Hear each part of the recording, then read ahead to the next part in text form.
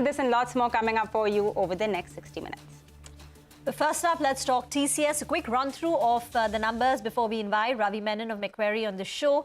Q2 ahead of street expectations on both revenues as well as margin. The management commentary also fairly upbeat. As of now, no red flags in the demand environment. The deal pipeline has remained intact. So although the macros may be weakening and the clients may be cautious, it's not impacted their business. They reiterated that Q4 FY23 margins will hit 25%. So about 100 basis points improvement is what they anticipate over the next two quarters. Attrition has peaked out, and this deal win guidance of a quarterly win of $7 to $9 billion is something that will sustain over the medium term. But what could be the weak spots in the numbers? Well, one, the margin increase or the margin beat was courtesy the currency. Stripped of that, the margin increase was just about 40 basis points. Growth has moderated already in insurance and discretionary retail, and the management says that in a downside scenario, they will be watchful of manufacturing. So what they basically said is that, in the global financial crisis, the hit came through on the financial sector. In COVID, the hit came through in the hospitality segment. If in the current situation things have to go south, the macros will deteriorate, then the impact will come through on manufacturing. Also, decision-making, especially longer-term decision-making in Europe, has seen some amount of delays, and hiring is standing at a 9-quarter low, which some people on the street are reading it as an indicator of demand slowing down, and attrition is still at uncomfortably high levels. It's peaked out, but it's still at 21.5% over the last 12 months. To discuss all this and more, the outlook for TCS, Infosys, where there is that buyback announcement, and the rest of the sector, we're joined by Ravi Menon of Macquarie. Ravi, thanks for joining in. What, according to you, explains the sell-off post the numbers? I think, remember what you said, people are worried about the net hiring, that being weak, and they think that is an indication of poor demand. I don't think that. We think that, they had built up a big buffer bench. If you compare pre-COVID to now, they've added nearly 38% to the headcount, while revenue has been up only about 23%. I'm talking about 3Q of 520 to 2Q of 523.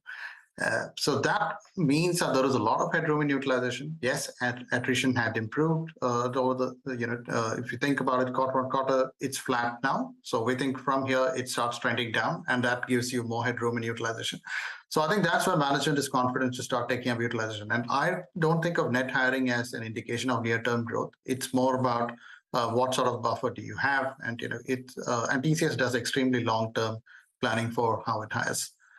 So I don't think of that as an indication of near-term demand.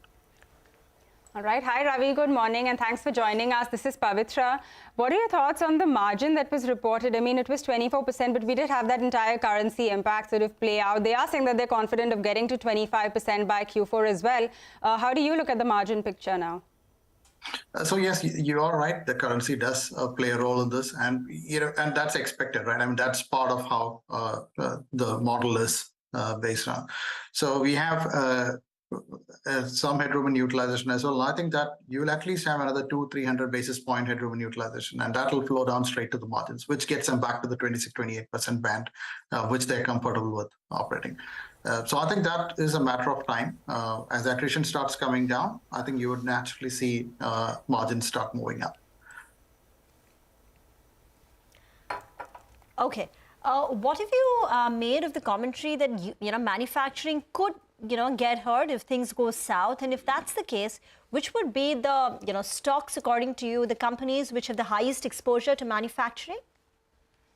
I think it's not even manufacturing overall, right? And we are looking at manufacturing in Europe specifically. And I think that even that would probably be just for, over the winter, which is 3-5 months that we're talking about. And that is worst case. I think Europe has its gas reservoirs more than 80%. The government's already stepped in to support, with gas subsidies. So the price is subsidized. We are just talking about very extreme scenarios here. If it does happen, then we are looking at, so overall Europe is about 30% of revenue, right?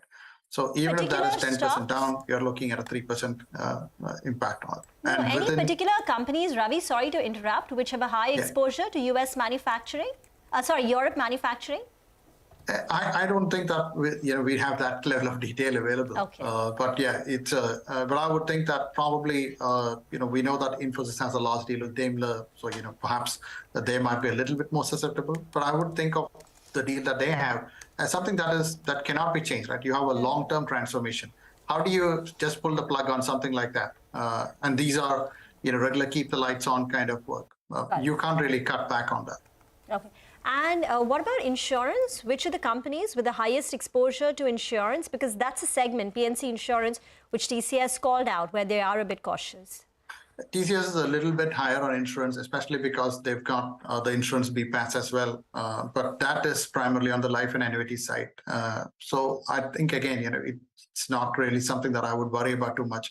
And what I called out is just home starts and things like that, which are slightly slow at the moment, which is part of a slowing economy. And I think that's a really small part of the portfolio overall, because you have travel, transportation, retail, which are bigger components, and those are doing pretty well even now. Ravi, since we have you with us, we also have the rest of the IT pack, which is due to declare results, in this week itself. What do you think of? There's been so much news flow about them delaying the hiring process, some from Wipro, some from the other companies as well. What do you think of this, and what are the kind of expectations you have for the likes of Wipro, Infosys, and HCL Tech? So we are looking at pretty healthy growth from all the firms, and we're looking at margin improvement as well, ranging from 40 to 60, 70 basis points for most of these. And we think that hiring delays, I don't really think of that as, we've also heard rumors that there have been cancellations. See, every year there are some offers that are canceled just because the candidates had, some criteria. Say, for instance, they have to have a certain CGPA or don't have any back papers. At the time when they were selected, recruited, that might have been true. And by the time they have to join, they may not actually fulfill that criteria. So some offers are canceled anyway because of factors like that. Are there any additional cancellations this year? So far, what I've heard is no. And so it's difficult to actually say because we wouldn't really know, at an individual level how that is played out, right? But yeah, I wouldn't really be worried too much because we are not seeing any signs of a clear slowdown in demand. And we are looking at this as a multi-year digital transformation journey, and we are still in pretty early phases of that. So I don't think that companies will be very oriented to the short term and cut back on hiring. Ravi, investors are still adopting a bit of a wait and watch approach when it comes to buying IT stocks because you don't know how FY24 is going to shape up. The situation on the macro front is very fluid. Budgets for next year are yet to be set. In that context, what are the kind of conversations that you have with investors? Are they willing to buy IT stocks at the current time? Yeah, I think that is the problem. We don't know what the unknown unknowns, right? That's actually the problem. Difficult to actually factor that in.